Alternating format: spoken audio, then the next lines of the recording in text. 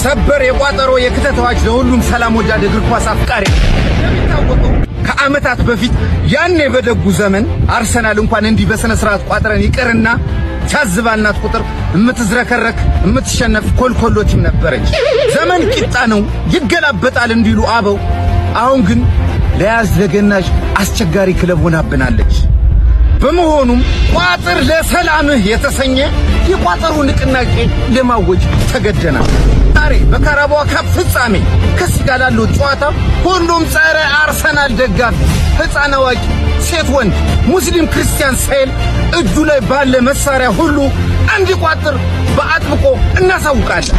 ሰላም ለዓለም፣ ሰላም ለእግር ኳስ አፍቃሪያን፣ ውርደት ለወያላ ጀነሲቲ ብለናል። መልካም ዕድል።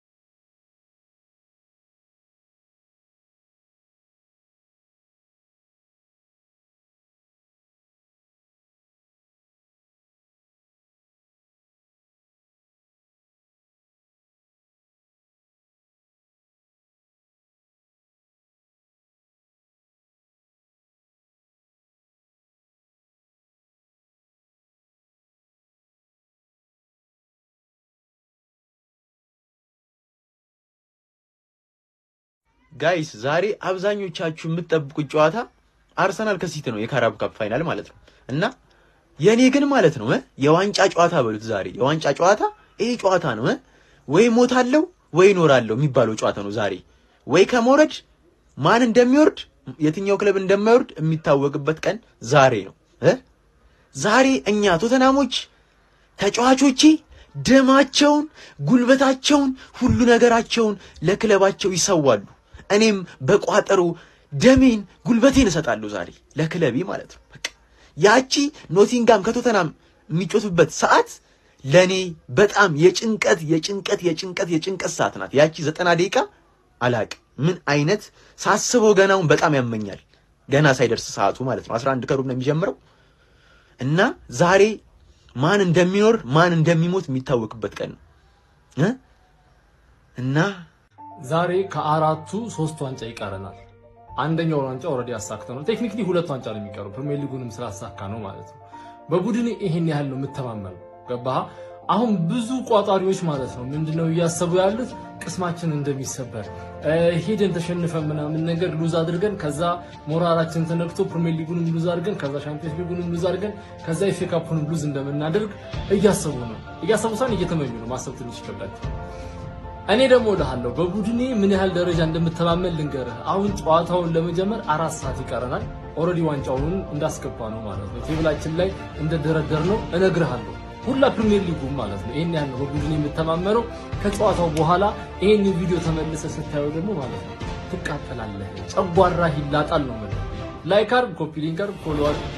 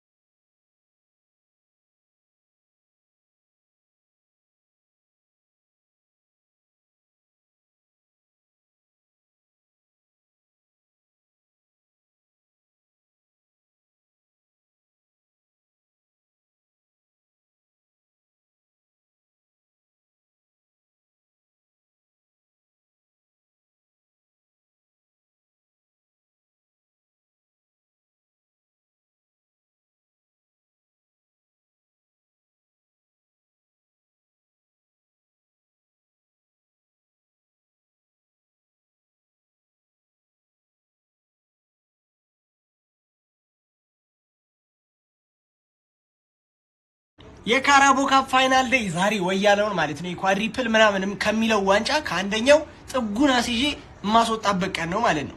በነገራችን ላይ እነሱም ሃይ ፖሲቢሊቲ ያለ ኬፓ ሊጀምር የሚችልበት ምናምን እየተባለ ነው። ኬፓ ዛሬ ሊጀምር ይችላልና እኛ ትራፎርድን ነው የምናስጀምረው ስንል ሚኬል አርቴታም በቃ እንደዛ ከሆነ እሺ ምናምን በቃ የሆነ እየተፈራሩ ነው የሚመስሉት።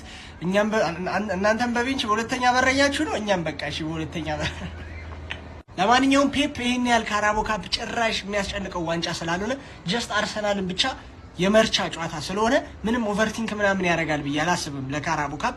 ለዛ ነው ደግሞ የምናሸንፍ የሚመስለኝ ማለት ነው። እዚህ ውድድር ላይ ማሸነፋችን ደግሞ በጣም ጥቅም አለው ለሊጉ። ምንም ሊጉን አፌክት ያደርገው ምናምን የምትል ደግሞ አንዳንድ ሰው አለ ራስን ለማሳመን ማለት ነው። አዎ ይሄ ምንም ነጥብ ምናምን ልዩነት አይፈጥርም፣ ግን ሲቲ እዚህ ላይ አርሰናልን ጥጉና ሲይዞ ዋንጫ መቀበል የሚችል ከሆነ ሊጉ ላይ ደግሞ እንዴት እስኪ በኮንፊደንስ መጫወት እንደሚቀጥሉ እናያቸዋለን። ከጨዋታው በኋላ እመጣለሁ። ፒስ።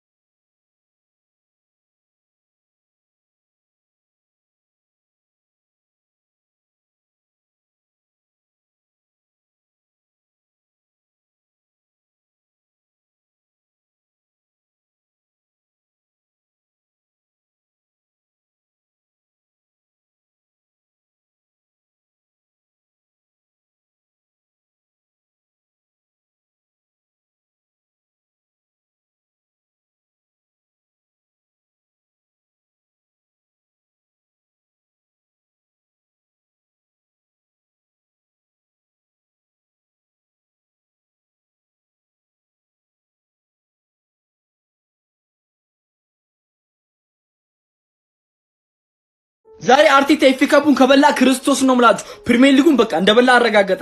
ለቻምፒየንስ ሊግ እንደ አርሰናል ከባድ ተፎካካሪ ቡድን አይኖር።